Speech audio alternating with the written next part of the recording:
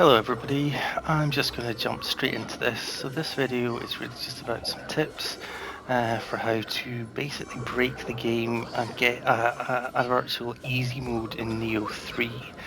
Now I developed this strategy from playing Nioh 2, 1 and 2, but mainly 2, and I'm going to go into it in a bit of detail, but basically there are two things which this video is about. Is how to manipulate the extraction ability or talisman spell, and also how to use the toughness factor in your gear. So just to start off, I'm going to show you how the extraction talisman works. I'll just go into my menu and show you my spell. So I've got the extraction talisman here. You get it from the Gaki Chief Soul Core, which you can get pretty early on in the main game from one of the first submissions that you encounter. And basically what it does is if you attack an enemy, anytime your weapon hits the enemy, it releases a bunch of Amrita orbs, which I can then use to self-heal. So the weapon I'm using at the moment is the dual swords, and I'm using them because they've got a fast activation. If you hold down light attack, they do that. If you hold down heavy attack, that's in mid stance. If you hold down light attack, in high stance, if you hold down, it does that, and it's massive amounts of hits. So just to show you how that works, just tackle these two enemies. So normal without extraction on, if I attack this guy, that's what it looks like.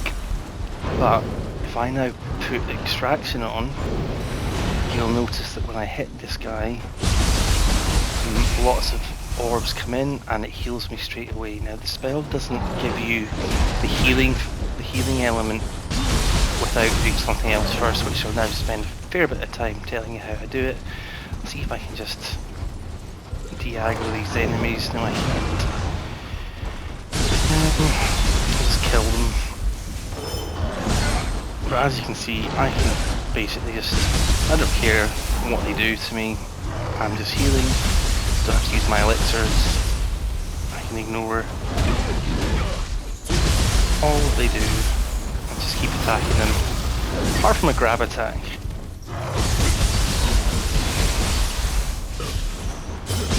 I've not used one elixir. And it just makes this all easy. So the question is obviously, how do you get that healing effect from that extraction talisman?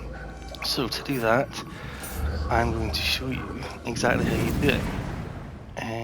You've got to spend a bit of time working stats out, but basically there's a key stat you should look for in any item that you pick up, whether it's chest armor, or head armor, or talismans, charms that you get.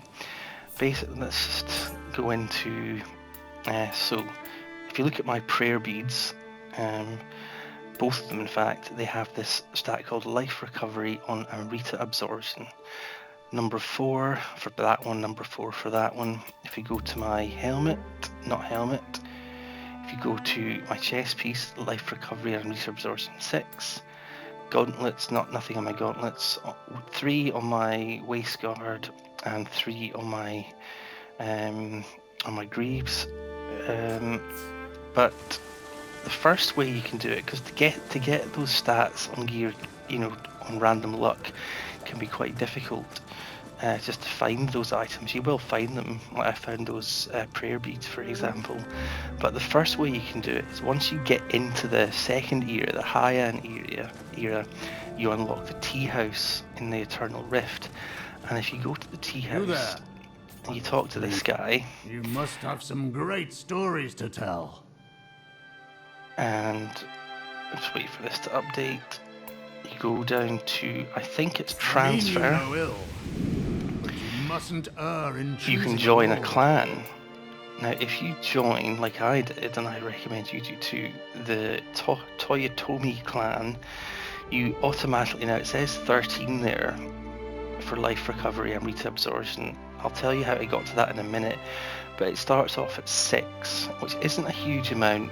I would say that the magic number you're looking to get to for your value for this stat across all your gear is about 30. If you get to 20, you're doing well, but 30 is the magic number. But it starts off at 6, but the way I've got it to up to 13 for the Totiomi clan is by donating gear, which you can do in clan battles, donate. And basically, if you just keep donating your junk gear, make sure you don't need the gear anymore for whatever reason, you rise up in the rankings. You'll see that my clan favour is 35,094 out of 42,500. So if I'm not going to do it because I want to keep my gear at the moment, but if I donate and get to that 42,500 threshold for clan favour, I'll raise a level in this clan, and my bonus stat of life recovery and reta absorption will go up by 1. So by donating your junk gear, you can actually increase that stat, and you can do this straight after you get into the high-end period and the tea house unlocks. So that's maybe the first way you can do it. The second way you can do it, and this is important too, which is maybe a little bit harder to thread this needle because there's a lot of extra stuff you've got to do. You can find it on your gear. So I was lucky and I found it on life recovery and reta absorption on my prayer beads. I got 2 of them, so that added 8. But the other way you can do it is by adding it to your weapons or your armor. Now you can do, once you get into the 3rd era, the Bankamatsu era, you will have eventually unlocked, or just after you've left the Heian era, you will have unlocked the ability to what's called Reforge. So if you go into Reforge and you go to, for example, if I go to my helmet, or any helmet really, but if I go to my helmet that I've got on just now, which doesn't have that stat, I can select that. And then if I look at the screen in the middle where it says all special effects, if I scroll along to life recovery, there's an option for life recovery and reta absorption 3.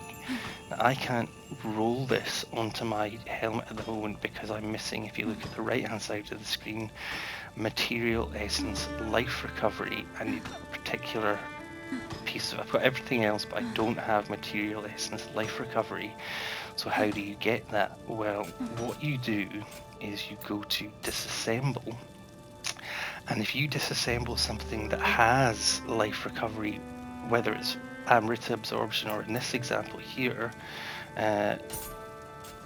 auto life recovery, well, this one it won't work because it's not an exotic piece of gear. But if you go, well, basically what to do is look through all your gear, and you should be able to find something if you've got a lot of junk gear that has that material essence baked into it. I'm not sure if I actually have anything left at the moment that has that material essence status ailment reduction. Let me just select all. So, key damage, status ailment. So there we go. I've got 2. I'm not going to do it because I want to keep my gear. But if I was to disassemble either all of this gear or the right pieces, I would get 2 pieces of material essence life recovery. Then all I need to do is go to Reforge, go into whichever piece of armor that I want to add this life recovery onto. Let's say this one. Scroll, select something I don't want from the current status. There's key recovery speed, which I do like. I'll explain why in a minute. But there's also Midgard key consumption, which I would also like. But if I was to go across to, then go to life recovery, I would then have the material essence and I'd be able to roll 3, and that would add 3 to my overall stat. So if you work it that way, you can basically accumulate all your gear so that it has as high a number as you want, or ideally above 20, but the magic number I would say would be 30 of life recovery on Amrita absorption. And you can do that by or reforging at the blacksmith and disassembling to get the right stuff, the right materials. You can do it by finding gear in the world, and I've been quite exhaustive in my search for gear anyway, so I was quite we kind of worked out that I found 2 pieces of gear already that had it, life recovery on Amrita absorption. But also don't forget, you can go to the tea house and you can get that just by simply joining a clan. It doesn't cost anything or require any materials, so that you can just join it, and then you can beef that number up from the base level of 6 to, well, I've got it to 13 now, by donating junk gear that you don't want. And before you donate any gear, just make sure it doesn't have anything that you want to get from it. For example, you don't want the actual gear itself, or you don't want to disassemble it for the parts, like that important life recovery stat, material essence that you can get, or anything else that you might want to get. And you can roll it onto your gear that way. And just another final point on getting that gear the way you do. This stat, life recovery on Amrita absorption, is specific to whichever style you're in. So mine is based on my samurai style, but if I was to switch, so let me just show you. So I'm in samurai style now. If I go to my status and I look at my life recovery stats, oh, I've put it, why is it? Yes, it says life recovery on Amrita absorption is 59. That's a whopping number. That's probably overkill. So I would say the magic number is about 30. But that's obviously a safety net for me. If I switch to ninja style and go down to life recovery, life recovery and absorption is actually only at 25. So the stats that you roll is only specific to the particular style you're in. So I've focused it mainly to be for samurai style, just because that's the style I like to play with, and I'll explain more about that in a minute. But there's actually also a good reason why you would want to focus on one particular style for that, is that when you find gear that has life recovery stats, whether it's Amrita absorption or other kind of like deflect or whatever it might be, if you're using mainly samurai style, if you find ninja gear that has stats like that, you can disassemble that gear, which you wouldn't be using anyway, to get that valuable resource, which will allow you to roll it onto your samurai gear. So I've been mainly doing it on, and the thing is, you can also find any kind of random loot might have it. So for example, I have got on samurai style this piece of this cannon, which gives me an extra 2 Amrita absorption. Now I've got higher level weapons, ranged weapons to use, but I'm keeping that one just so I can boost my stats. I don't particularly use ranged weapons much. You can get it on, I mean, I don't have it on my weapons, but you can get it on the swords and the various other melee weapons as well. So just maximise the value you can get on your life recovery Amrita absorption. And again, when you use it with extraction, you basically just don't have to worry about attacks. You can just heal through. As you attack, you heal. So your best defense is offense. Essentially, you take a hit, you just attack somebody. You don't wait to take an elixir and get potentially taken out whilst you're taking the elixir. You just attack them and you take health off them as you do so. So now to talk about the other aspect of this OP build, which I think goes fairly unnoticed, which is a particular stat you'll see down here called toughness. So indicates your resistance to key damage and being staggered by attacks. So there are, like with agility up at the top, you see my agility is at 69.9%. That's in the B tier, green category. You get tiers of toughness as well. I'll just tell you what toughness does. So if you've got in the A tier, which I am at the moment, the A tier of toughness, it means that when you get hit and you're blocking, or when you're attacking and you get hit, you're not staggered, so your attacks aren't interrupted if you're in A tier, which is great when you synergize that with the extraction and life recovery stat that we just talked about. But also, if you are blocking when you're attacked by an enemy, you take much less ki damage, which means that you don't get winded. So it means you don't basically need to worry about attacks from enemies, because you can just block through all of them with taking absolutely minimal damage in terms of your health and much less damage in terms of your ki damage. So how to get to this A tier of toughness? There's a couple of things to note here. First of all, to get to A tier toughness, you need to find various pieces of armor. So, for example, my helmet has 45 toughness. My cuirass or chest piece has 90, and it all adds up to 293. The magic number to get A tier toughness is 260. Now, the important thing to bear in mind when you're doing this, though, is that you keep your agility level. That's the green number at the top, 69.9, 70% or below. Because if you go above 70%, you will lose that ki consumption ability, which means that you will take lots of ki damage and you won't be able to dodge without using lots of ki, or attack without using lots of ki. So you need to kind of min-max your stats here quite carefully, but actually it's not too tough to do. The only thing to say about getting to 260 toughness is that it will mean heavy armor, naturally speaking, so you need to be very careful. And what you will need to do is make sure that your stats, your raw stats that you level up at the shrines, your stamina is at the right level. So just to show you my stats, they are high level stats because I'm at the end game now, but my stamina is at 35, and that is with a particular skill that I found in the Crucible, the final Crucible in the Warring States era, a skill called Weight Bear, which increases my maximum weight that I can carry by 10%.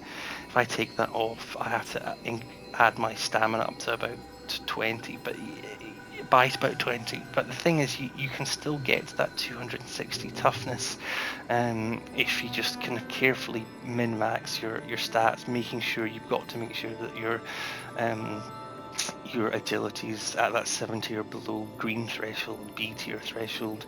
But what the toughness really does means that even without the extraction and life recovery stat, it meant before I even got that for tough bosses that just absolutely wallop you really hard and give you lots of damage, I can just block through everything. So I got to the second version of Takeda Shingen, and I was getting my ass beat. So with the 260 toughness that I put on, I was able to block basically all of his attacks, even his combos, and not really have to worry about carefully dodging and that kind of thing. So the combination of these two abilities together, the life recovery stuff and the blocking stats, means that I can be really sloppy with my play, and just go in, I keep attacking, and if there's something that's overwhelming me, which will happen, I can just start blocking and not worry about taking much damage at all.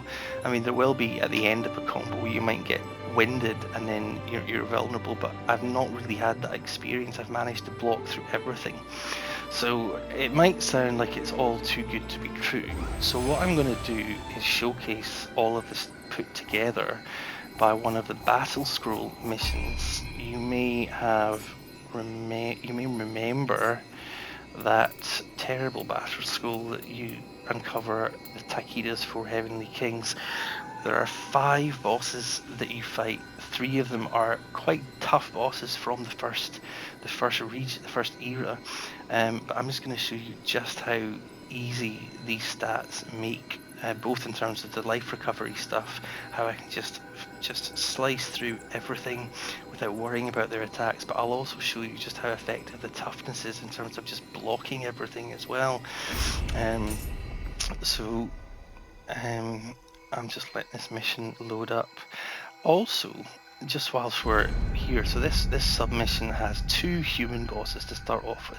I'm just going to show you a wee tip with the dual swords, which makes absolutely any human boss that you fight an absolute cakewalk. Basically, if you've got dual swords in mid stance, all you need to do is hold down light attack and run towards the enemy, and it's if they block, it just drains their ki. You don't run out of ki whilst you do that, and then you can critical them, and then just repeat that. I'll show you. I'll just show you now. So I'm not going to pop extraction at the moment. I'm going to save that for the final three and show you both the life recovery stat and the blocking ability with toughness. So here's the first one. Please So stand back, my lord. block. He starts blocking, staggering, key pulse, critical, and then repeat. And this works for literally any human boss that you fight. And the other thing is, once they run out of ki, wait a second so that you can recover your ki just before you hit that critical. Skip a beat. Any human boss with dual swords, if you hold down light attack and run towards them, they are yours. Another human boss here. He's a bit trickier I, the master of tactical retreat, will not lose again so easily. Back that up. Critical.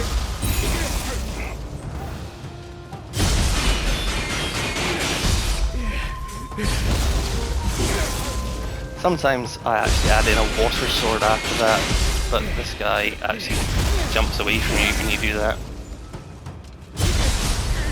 And that's him down. My fists to blows. Well done. Right, now I'm going to pop my extraction for this more beastly boss that you fight. I had trouble with this guy first before I had this. Oh, he can't. Blocking doesn't take away grab attacks. So as you can see, I haven't had to use the elixir. Now the block, and I just block. Right, now let me show you the block things. This is how good toughness is. 1, 2, doesn't do anything. 1, even block those attacks because I'm crap at timing those things. Block, block, no damage at all, hardly any ki lost. Block, block. And that was a tough one because it tricks you with that shadow attack, so you don't know exactly when to time things, but you just hold block. That's fuck all, and I can just hit it freely afterwards. Block, block, hit, block. You know, okay, let's even see what it's like in his shadow realm. Block that, hardly any ki damage. Block that, hardly any ki. I'm just holding them block. Block this, hardly any ki damage. No, I forgot to block there. Block all, and this, I didn't even need life recovery and Rita absorption or extraction there. I'm just blocking through these guys. This guy. I ran it, so I'm winded now, but I had my ki back in time there. And remember to ki pulse when you can, but you really don't even need to. I'm just going to pop an extraction because I don't want to. Oh. So as you can see, my health just zoomed back. I'm just going to take this guy out and get to the last boss because he was the one that caused me the most trouble in this game until I got my stats the way they are. This is where toughness comes. This guy, this next guy, it's the horse guy.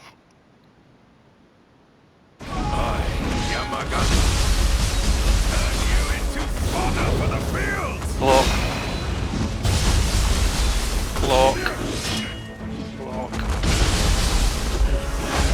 I mean, you'll get hit, but with having the toughness and the life recovery, you just don't need to worry about it. I mean, I actually did manage to block that. It becomes about just watching your own ki bar rather than your health bar. You know, if you